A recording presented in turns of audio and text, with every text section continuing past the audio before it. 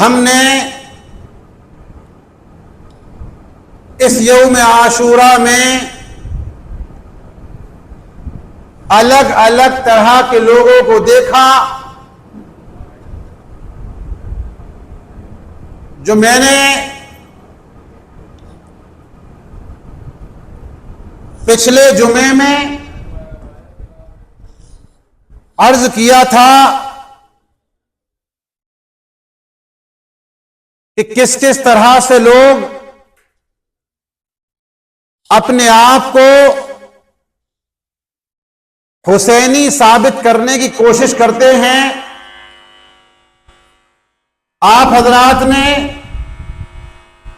پھر دیکھا بھی ہوگا کہ سب کے الگ الگ انداز. کوئی شربت پلا کر اپنے آپ کو حسینی ثابت کرنا چاہ رہا تھا, کوئی غم حسین میں آنسو بہا کر اپنے آپ کو حسینی ثابت کرنے کی کوشش کر رہا تھا, کوئی رنگ برنگے کپڑے پہن کر اپنے آپ کو حسینی ثابت کرنے کی کوشش کر رہا تھا. تو کچھ ایسے بھی تھے کہ جو ڈھول اور تاشے کی شکل میں ظاہر میں تماشا کر کے اپنے آپ کو حسینی ثابت کر رہے تھے. کچھ کو آپ نے ایسا بھی دیکھا ہوگا کہ جنہوں نے اپنے اوپر وار کر رکھے ہیں, کسی نے پیٹ میں چھری ڈال رکھی ہے, کسی نے اپنے ہاتھوں کے اندر چھریوں کو پار کر رکھا ہے. اس طریقے سے یہ ثابت کرنے کی کوشش کر رہے تھے کہ ہم حسینی ہیں. کوئی ایسے تھے جو لاٹھی اور ڈنڈوں کے ذریعے سے وہ کرتب دکھا کر اپنے آپ کو حسینی ثابت کرنے کی کوشش کر رہے تھے. سب کے الگ الگ انداز تھے, مگر جس سے بھی آپ پوچھیں تو مقصد سب کا یہی تھا, جواب سب کے پاس یہی تھا کہ ہم اب یہ جو کچھ کر رہے ہیں یہ حسین پاک کی محبت میں کر رہے ہیں, یہ جو کچھ کر رہے ہیں یہ شہدائے کربلا کی محبت میں کر رہے ہیں, یہ جو کچھ کر رہے ہیں یہ اہل بیت اطہار کی الفت میں کر رہے ہیں. لیکن حضرات یاد رکھیں, محبت میں صرف وہ کام کیا جاتا ہے جو کام محبوب کو بھی اچھا لگتا ہو.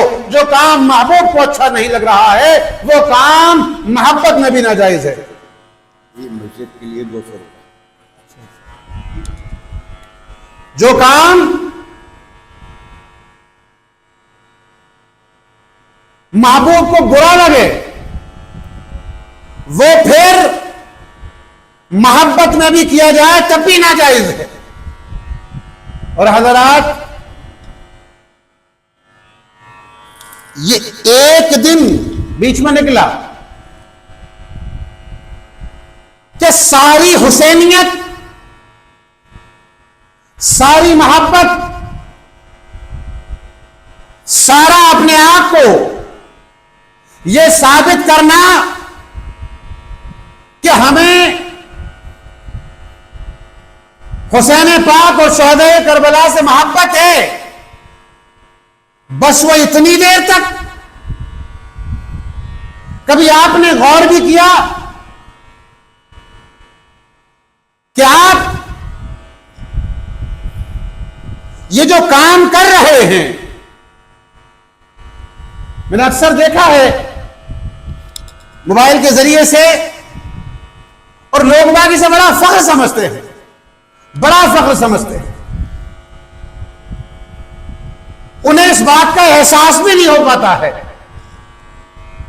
کہ ہمارے یہ جو موبائلوں کے اوپر ہم یہ لگا رہے ہیں اسٹوری یا اسٹیٹس وغیرہ, اسے صرف مسلمان نہیں دیکھ رہے ہیں, غیر لوگ بھی دیکھ رہے ہیں. انہیں ہم کیا پیغام دینا چاہ رہے ہیں؟ ہم ایک طرف یہ کہہ رہے ہیں کہ مذہب اسلام سب سے جدا شان رکھتا ہے, لیکن جب ہم یہ ڈرامے کر رہے ہیں, چاقو چھریاں اپنے اندر گزر رہے ہیں, یہ میں ان کی بات کر رہا ہوں جو اپنے ہیں, ان کی بات نہیں کی جا رہی ہے کہ جو ظاہر میں ہم سے الگ ہیں. میں کھلے لفظوں میں کہوں، میں شیعوں کی بات نہیں کر رہا ہوں،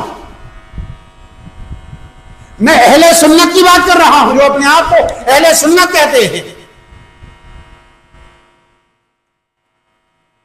ان سے پوچھا جائے بھائی یہ بتاؤ تم نے یہ جو اپنے جسم کے اندر چھریاں ڈالی،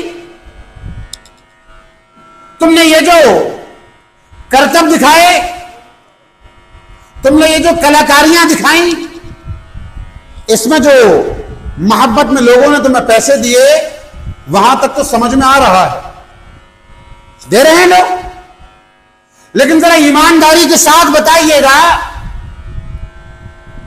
آپ آدمی، عورتیں، بچے بچیوں کے سامنے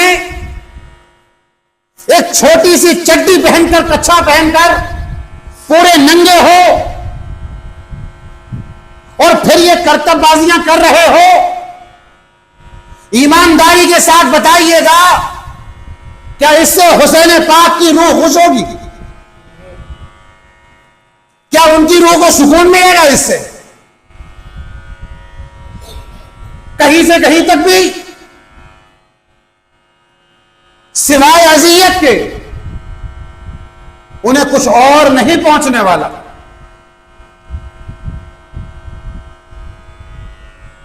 اس سے ثابت کیا کرنا چاہ رہے ہیں ہم؟ یہ تو میں نے آپ کے سامنے چھوٹی چھوٹی باتیں بیان کی، ورنہ عجیب سے عجیب ڈرامے بازیاں اس یوم عاشورہ پر جتنا ہم نے عجیب خرافات کو عام کیا ہے، اتنا تو سال کے کسی دن نہیں کرتے ہیں، جبکہ اس دن کی اہمیت تمہیں نہیں معلوم ہے۔ اس دن کے بارے میں آتا ہے کہ اللہ تبارک و تعالیٰ اس دن اپنے بندوں کی دعاؤں کو قبول فرمایا کرتا ہے۔ دعا تو جب مانگو گے جب آپ ٹھیک ٹھاک ہوگے، دعا تو جب مانگو گے جب آپ کی حلیے ٹھیک ہوں گے، دعا تو جب مانگو گے جب آپ کی حالتیں آپ کے قابو میں ہوں گی۔ یہ میں بعض لوگوں کا کہا ہوا بتا رہا ہوں، مجھے نہیں معلوم ہے جو لوگ یہ کرتب کرتے ہیں انہیں درد کا احساس نہ ہو، اس کے لیے یہ نشہ کیا کرتے ہیں اور اس کے بعد یہ کام کرتے ہیں۔ امام حسین کی یزید سے لڑائی تھی کس بات کی؟ آپ نے غور ہی نہیں کیا اس بات پر۔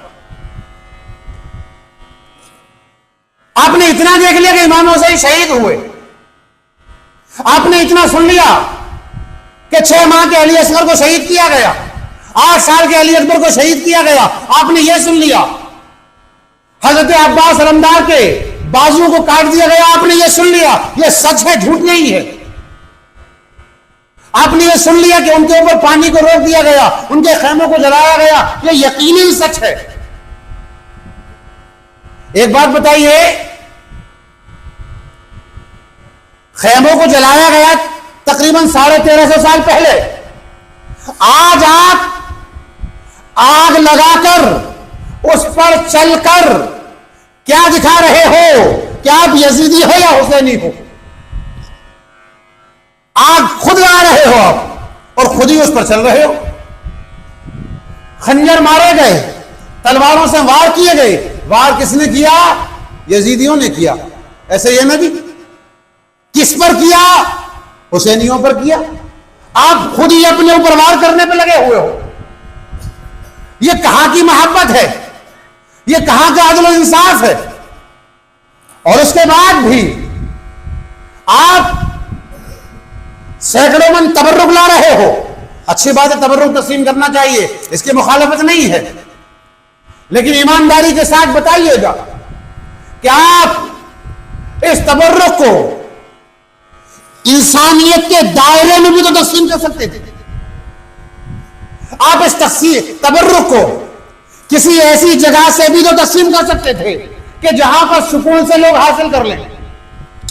ہمارے بھائی یہ شربت وغیرہ تیار کیا انہوں نے، بولے وہ ابھی بٹوائیے کہ محرم نکلے جب بٹوائیں۔ میں بھائی مرضی تمہاری ہے، میں اس میں تمہیں کیا کہوں؟ یار پیاس مجھے ابھی لگ رہی ہے، آپ انتظار کر رہے ہو کہ بھائی جب وہ لوگ آئیں گے، یاد رکھیے گا میں صاف لفظوں میں کہہ رہا ہوں، اگر آپ جیسے عام لوگ ہیں ویسا ہی ان کو سمجھ رہے ہو تب تو ایک الگ بات ہے. راہ چلتے لوگ ہیں, ہم نے تو انتظام کیا ہے پانی کا, ہم نے تو انتظام کیا ہے تبرک کا, جو آئے وہ لے جائے. جیسے عام لوگ راہگیر ویسے ہی ہے, جب تو کوئی بات نہیں. لیکن اگر آپ نے یہ سمجھ رہے ہو کہ اگر انہیں دو گے تو زیادہ ثواب ہوگا تو تمہاری غلط فہمی ہے, تمہاری غلط فہمی ہے. اس سے تو بہتر یہ تھا نماز ظہر کے بعد مسجد کے دروازے پر پہنچ جاتے اور نمازی نماز پڑھ کے نکل رہے ہوتے, انہیں وہ شربت کا گلاس پہنچا دیتے, انہیں وہ پانی پلا دیتے, انہیں وہ تبرک دے دیتے. یقین کے ساتھ میں کہہ رہا ہوں اس سے زیادہ ثواب مل جاتا جو آپ نے ایسے لوگوں کو بانٹا. اس سے تو زیادہ بہتر وہ تھا کہ جس گھر کے اندر کھانے پینے کا انتظام نہیں تھا, آپ جاتے وہ تبرک لے کر کے, آپ اس تبرک کو اکٹھا کر کے اس گھر میں دے دیتے کہ اماں جی یہ پکڑو, یہ تبرک ہے, امام حسین کی بارگاہ میں خراج پیش کیا ہے, یہ تبرک ہے, یہ آپ بچوں کو کھلا دیجیے گا اور کھا لیجیے گا اور دعا کیجیے گا ہمارے لیے بھی, اللہ تعالیٰ امام حسین کا صدقہ ہمیں بھی عطا فرمائے. آپ کو لگتا ہے جتنے ایسے لوگ ہیں کہ وضو تو بہت دور کی بات ہے, جن کے غسل بھی ہوں وہ آپ کا تبرک لے کر آپ کو دعا دیں گے؟ سمجھ نہیں آئی میری بات. وہ آپ کا تبرک لے کر آپ کو دعا دیں گے. آپ خرچ کر رہے ہیں, اللہ کے بندوں خرچی کرنا جائز طریقے سے کر لو, خرچی کرنا اچھے طریقے سے کر لو. میں تبرک کا مخالف نہیں ہوں. اور حضرات ایک بڑی اہم بات آپ سے عرض کر رہا ہوں, اپنے نوجوانوں کو سنبھالو. یہ جو طاقت ان کے اندر ابھی ہے نا گرم خون کی, اسے سنبھالنے کی کوشش کرو, اسے سنبھالنا ضروری ہے. آج کے اس دور میں سب سے زیادہ جو نقصان ہو رہا ہے قوم مسلم کو وہ نوجوانوں سے پہنچ رہا ہے. اس لیے نہیں کہ نوجوان ظاہر میں دین کا کوئی نقصان کر رہے ہیں, بلکہ نوجوان بات کو سمجھنا نہیں چاہ رہے ہیں. اگر انہیں سمجھا رہے ہیں وہ ناراض ہو رہے ہیں. گرم خون ہے, جوانی ہے نا ابھی, ارے مولانا کام کیا تو کہتے ہی رہتے. جب یہی جوانی ڈھل جائے گی اور عمر آ جائے گی بڑھاپے میں, تو یہی نوجوان کہتے ہوئے دکھائی دیں گے کہ یار وہ دیوانے مولانا صحیح کہا کرتے تھے, وہ مجنون مولانا صحیح کہا کرتے تھے, وہ فلاں مسجد کے امام صحیح کہا کرتے تھے. یار ان چیزوں میں کچھ نہیں رکھا ہے. اگر تمہیں امام حسین سے محبت ہے تو وہ کام کر کے دکھاؤ جس سے حسین پاک کی روح خوش ہو جائے. یہی نوجوان کہیں گے بعد میں. اور حضرات آج یہ نوجوان طبقہ دو چیزوں میں سب سے زیادہ برباد ہے, سب سے زیادہ. ایک نشہ پورے طریقے سے برباد کر کے رکھ دیا اس نے. اب چاہے وہ, اور وہ نشہ ایک دم نہیں ہوتا ہے, ایک دم سے جا کر شراب اور اس میں کوئی چرس گاندے شروع نہیں ہو رہا ہے. اس کی شروعات ہوتی ہے جو نئے نئے طریقے کی بوتلیں چل رہی ہیں نا, ان سے شروعات ہو رہی ہے. یہ بیڑیوں اور سگریٹوں سے شروعات ہو رہی ہے, یہ تمباکو اور گٹکوں سے شروعات ہو رہی ہے. یہ بڑھتے بڑھتے بڑھتے بڑھتے ایسی جگہ پر آ کر کے پہنچ جاتا ہے کہ پھر انسان مر تو جاتا ہے, نشہ ختم نہیں ہوتا ہے. اور دوسری جو وجہ ہے جس میں نوجوان بہت اپنا نقصان کر رہے ہیں وہ ہے دکھاوا. چاہے وہ کپڑے پہننے کا دکھاوا ہو, اور اس وقت تو سب سے زیادہ دکھاوا نوجوانوں کے اندر ہے وہ ہے گاڑی چلانے کا. ٹھیک ہے, اگر کوئی موقع ایسا ہے کہ بھائی کہیں پر کوئی انعام مل رہا ہے کہ اگر آپ نے یہ کام کیا تو آپ کو بہت انعام مل رہا ہے, وہاں سمجھ میں آتا ہے. ایسے ہی موت ہر کسی کو آنی ہے, لیکن جب ایسے حادثات میں موت کا شکار کوئی اپنا ہوا کرتا ہے تو احساس ہوا کرتا ہے. ہمارے دوست, ہمارے خاص حسن اکثر لوگ جانتے ہیں, اس کالونی میں اکثر لوگ جانتے ہیں, ان کے بھائی کا پرسوں انتقال ہو گیا, کل دفن بھی ان کو کر دیا گیا. بائک سے جا رہے تھے, کہا مجھے محرم دیکھنے گئے. میں یہ نہیں کہہ رہا ہوں اللہ معاف کرے کہ میں محرم دیکھنے گئے اس لیے مر گئے, نہیں صاحب. یہ جو جوانی کا نشہ ہے نا,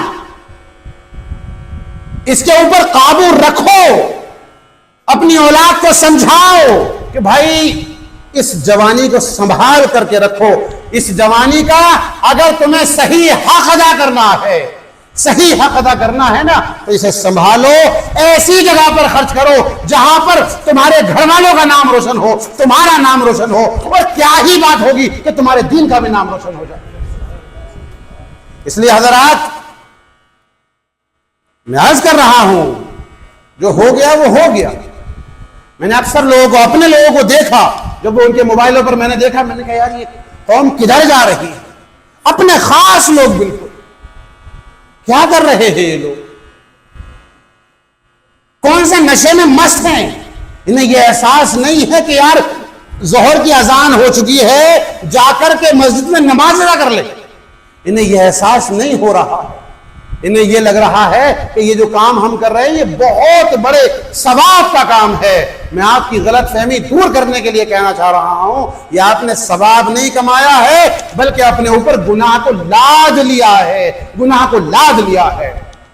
اس لیے توبہ کرو اس قسم کی تمام چیزوں سے.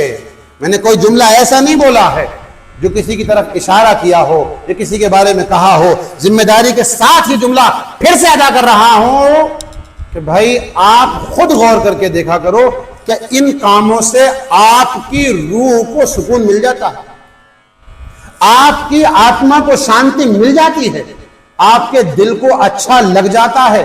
یار میں نے یہ کام کر کے بڑا اچھا کام کیا, لگ جاتا ہے. مجھے تو یہ لگتا ہے کبھی نہیں لگتا ہوگا. اگر آپ حقیقت میں بارگاہ عزتی میں اللہ کے دربار میں صحیح طریقے سے سجدہ کرنے کے بعد جب اپنا سر اٹھاتے ہو تو پھر بتانا کہ سکون ملتا ہے کہ نہیں.